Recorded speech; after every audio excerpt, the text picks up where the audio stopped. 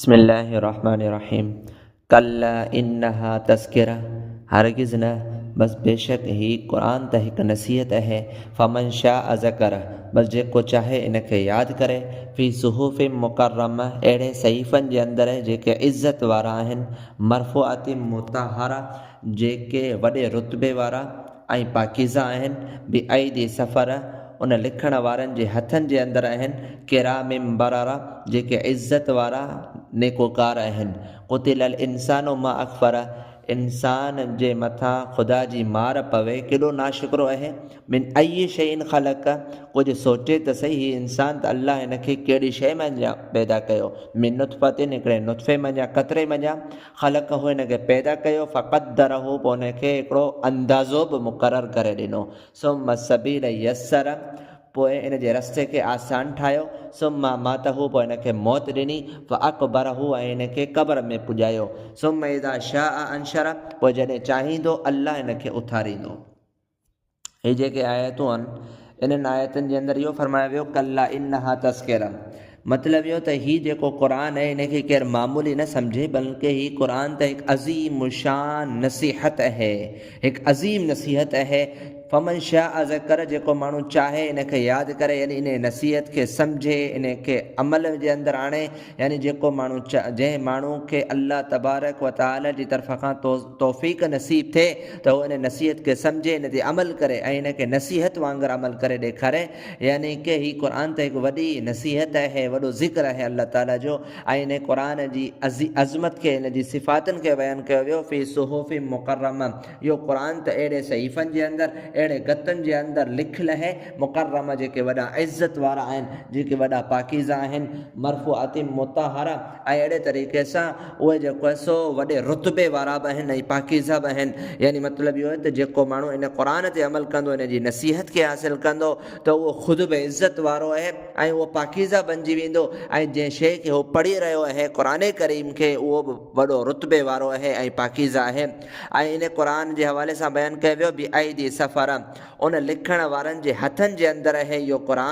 किरामिन बररा, जेके वॾा इज़त वारा ऐं नेकोकार आहिनि। मतिलबु इहो त इन मञा मुराद लोहे महफ़ूज़ आहे, या उते जेके मौजूदु फ़रिश्ता आहिनि उहे आहिनि, या क़ुर जी ख़िदमत करण वारा मुराद आहिनि, या अहिड़े तरीक़े सां इन आयत मञा मुराद कातिबे वही आहिनि, जिन क़ुर करीम खे लिखियो।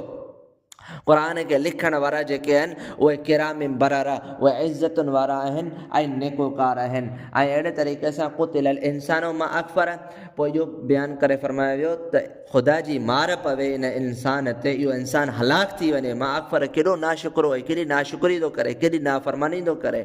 कुझु सोचे त सही, हीउ इंसान त हिन इंसान खे आख़िर कहिड़ी शइ मञा पैदा कयो वियो, उन जे बावजूदि पंहिंजी पैदाइश जी तरफ़ थोरो फ़िक्र नथो रखे ऐं नाशुक्री जे अंदरि, नाफ़रमानी जे अंदरि मुब्तला थियो थो वञे। उन जे करे अल्लाह ताला इहो इरशाद फरमायो मिन अय्यि शैइन ख़लक़, कहिड़ी शइ मञा हिनखे पैदा कयो वियो। मिन नुतफ़तिन, हिकिड़े गंदे कतरे मञा, नुतफ़े मञा हिनखे पैदा कयो वियो। इहा हिन इंसान जी हक़ीक़त आहे। पोइ आख़िर ही तकबुर कहिड़ी दलील जी बुनियाद ते करे रहियो आहे। अल्लाह ताला जी ज़ात त उहा आहे ख़लक़हु, जंहिं हिनखे पैदा बि कयो। फ़क़द्दरहु, पोइ हिनखे हिकिड़ो आसान अंदाज़ो बि ठाहियो। यानी फ़क़द्दरहु, पोइ हिनजो अंदाज़ो मुक़ररु कयो, इन जी तक़दीर खे ठाहियो ऐं इन जी पैदाइश खे आसान ठाहियो। अॻियां ज़िक्र अचे पियो सुम्मा सबील यस्सर, पोइ हिन जे रस्ते खे अल्लाह ताला आसान करार ॾिनो, आसान ठाहियो।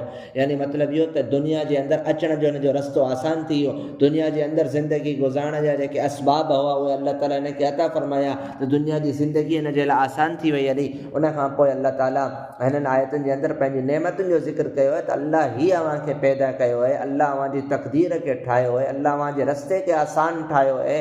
पोइ अल्लाह ताला सुम्मा अमातहु, पोइ अल्लाह ई आहे जेको हिन इंसान खे मारींदो। फ़अकबर, उनखां पोइ क़ब्र में पहुचाइण वारो बि उहो ई आहे। सुम्मा अमातहु, पोइ उन अव्हां इंसाननि खे मौत बि ॾिनी। यानी मौत बि हिकिड़ी हक़ीक़त आहे ऐं इन जे अंदरि बि जेको आहे सो अल्लाह जी तरफ़ खां हिकिड़ी नेमत हिन इंसान जे मथां त हमेशह अगरि ज़िंदा रहे हा त दुनिया वारा हिन वञा तंग थी वञनि हा, पर अल्लाह ताला हिनखे पंहिंजी तरफ़ घुराए वरितो। ऐं अहिड़े तरीक़े सां पोइ हिनजी मैयत ऐं उनजो जिस्म, उनजी बॉडी अगरि ईअं ई उछलियल हुजे हा, तॾहिं बि इंसान जी इज़त जे ते जेको आहे सो हमिलो हुजे हा ऐं इंसान जी इन में इज़त न हुजे हा त अल्लाह ताला इज़त हुरमत इंसान जे ख़ातिर अकबर हो इन इंसान जे लाइ इहो हुकुम ॾिनो त हिनखे क़ब्र जे अंदरि दफ़न कयो ऐं कफ़न दफ़न गुस्ल वग़ैरह इहे सभु तरीक़ा अल्लाह ताला वाज़े कया ऐं मुक़ररु कया अकबर हो पोइ अल्लाह ताला इन इंसान खे क़ब्र जे अंदरि बि विधो यानी इन जे रस्ते खे आसान ठाहियो इन जी सोच इहा शइ हिन इंसान जे दिमाग़ जे अंदरि अल्लाह ताला अता फरमाई सुम इज़ा शाअ अंशर पोइ जॾहिं अल्लाह चाहींदो इनखे वरी नई से ज़िंदा कंदो यानी उन टाइम ते हिसाब ऐं किताब जो मंज़र हूंदो त बहरहाल अल्लाह तबारक व तआला खां दुआ आहे त अल्लाह ताला असांखे हिननि आयतुनि खे सही माना जे अंदरि सम्झण जी तौफ़ीक़ हिम्मत अता फरमाए व आख़िर दावाना अल्हम्दुलिल्लाहि रब्बिल आलमीन।